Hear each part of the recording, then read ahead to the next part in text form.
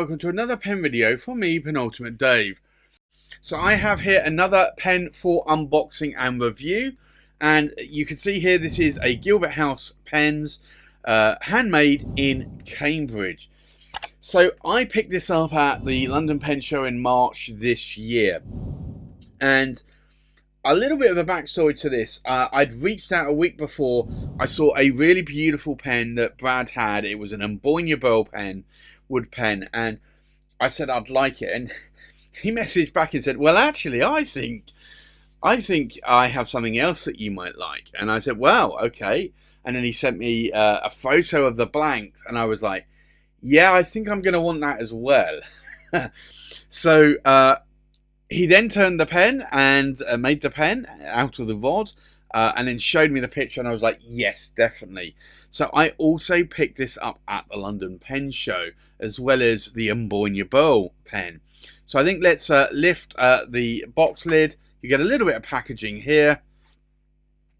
You have the pen in its sleeve, and then you have a Gilbert House pen sticker, which I always think is a nice touch. And then the Gilbert House pens, Brad Harrington business card with his mobile number there. It's a UK mobile number. If you're calling from outside the UK, it's a +44.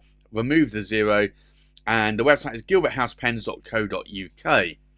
So I think what we'll do is we'll just put that box out of the way, and then I'll remove the pen from this pouch, and then you can see why Brad thought that this was a good pen for me, and why I wanted to buy this pen from Brad. Ta-da! So here you go. This is a what's called a red box Elder Burl. So it's a box Elder Burl wood hybrid pen with a red resin, and this really is beautiful. The cap finial here is a flat top, and likewise the end cap here also a flat top. But this really is a striking pen. I am starting to love more these hybrid pens. When I say hybrid, I don't mean electric versus gas or petrol. I mean hybrid as in wood and resin. And they are fused together or glued together, and then cut into rectangular rods and then turned on a lathe, like any resin pen or wood pen would be, into a magnificent sort of coloured pen like this. Really is beautiful. If I unscrew the cap here, I do have a Bock nib, steel nib here. It's a two-tone nib. I did say to Brad that if he had a broad nib, I'd rather have some broad nibs. So I got a broad Bock nib on this pen. There's a slight concaveness there to the section, and if I unscrew the body here, you'll see a standard international converter here. But this is a really nice striking pen, and the reason why Brad thought I would like this pen is I think I recall saying on the other two pens I picked up from Brad in October pen show in 2024, there was a blue box Elder Burl and then a green one, and I think I said at the time I really wouldn't mind a red or a purple. He remembered about the red just before the show, and he said he was making at least one especially for me, because he thought I might like it, and I really do. You can see in the size of my hand, this is a really decent length pen. This really is quite nice. You can't post the cap. It's not designed to be posted. It doesn't bother me at all. I honestly prefer it that my pens are not postable.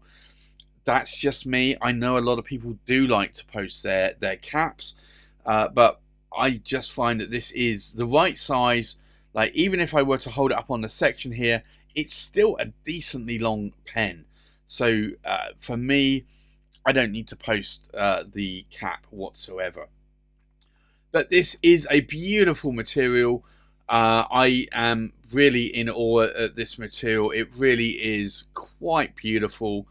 And there is some sparkling going on here in that material. Not a huge amount, but there is some there within that hybrid resin. So this really is quite, for me, a beautiful pen. So I'm glad that I had mentioned to Brad before and on the video that a red and a purple might be something that I might be looking at in the near future. Now that does mean that we have an elephant in the room here.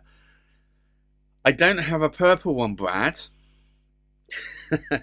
So we will see. Brad did have a bunch of purple versions on his table. I didn't pick them up.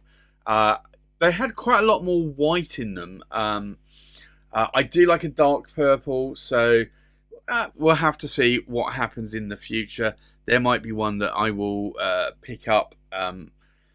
Maybe I'll find another colour that I like, if not as much, if not better. So we'll have to see. But I do like the Elder Box Burl. I do like the Ambonia Burl. Ambonia Burl I like a little bit more. So I might have to go for some hybrid resins with a Ambonia Burl.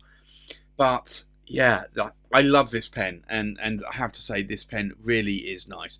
So I think with that, let's do a size check. We'll do a weight check. We'll do a pen comparison. And then we'll do a writing sample. So the full length of the pen, we are looking at about 148 millimeters in length. The length of the cap, we're looking at about 62 millimeters in length. And I'll try and stop the pen from rolling.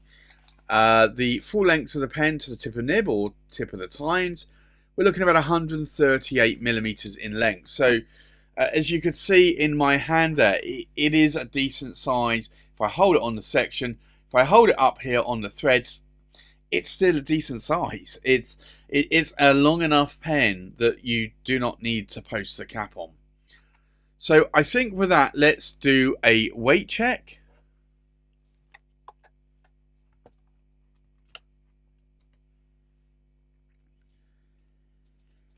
So the full weight of the pen inked up, we are looking at just under 22.5 grams in weight.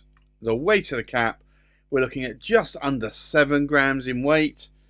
And then the weight of the body is like, oh, it's just about not going to roll off. It's just under 15.5 grams in weight. So it's not a heavy pen, but it's not a light pen. I'd say it's more lighter than on the heavier side. But this really is a stunning material. So again, thanks Brad for making this pen and turning the rod into a pen, because this pen really strikes a pose. It really is gorgeous, and I do like this sort of fiery red mixed with the boxed Elder Burl there. So I think with that, let's do a comparison with other pens. So from left to right, we have a Pelikan M800 Royal Gold Radon, a Pelikan M1000 Radon Starlight, a Pelikan M1000 Radon Sunlight. We have a Cypress Maquis Goldfish, a Cypress Maquis Dragon. We have a Gilbert House pens, and this is the Red Box Elder Burl. We have a Ryan Crusack Legend 16 Dragon Slayer, a Ryan Crusack Legend 16 Koi. We have a Tweeko Seishu Dragon in red and a Tweeko Seishu Dragon in green. So I think with that, let's now go into a writing sample. So this is the Gilbert House pens, and it is the Red Box Elder Burl. And it is a broad steel nib. It's a Bock nib. And the ink in here is Diamine Passion Red, which I thought would be a good match for this red colour. In terms of line variation, we're definitely seeing towards a broad Bock nib. If I push it a bit more, I can get a little bit more out of this nib. And if I do the figure of 8, you can see there the difference in line variation. If I do some more vertical lines, there's no hard starts or skips. And if I do an ink wetness test, now I was going to say that red inks typically are not super wet, but this is a fairly wet nib. It's not a fire hose nib, but it's still decently wet. What do I like? What do I not like about this pen? Well, I love that this is a hybrid resin and wood pen. I'm loving that it's a pen that Brad at Gilbert House Pens has turned. Brad does a lot of good work here. I love the contrast of the boxed Elder Burl and likewise the red resin there as well. It really, really, I think, looks nice and looks the part.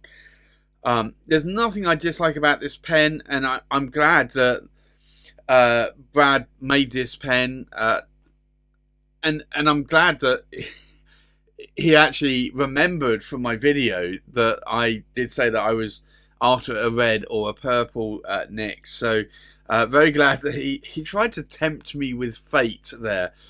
But this is a beautiful pen. Very glad that I added this one to my collection. So again, thanks very much, Brad, for making this pen and selling it to me. So there you have it. That's my unboxing and review of the Gilbert House Pens Red Box Elder Burl in a broad steel nib. Thanks for watching. Please like, comment, subscribe, and I'll see you on the next pen video. Bye bye.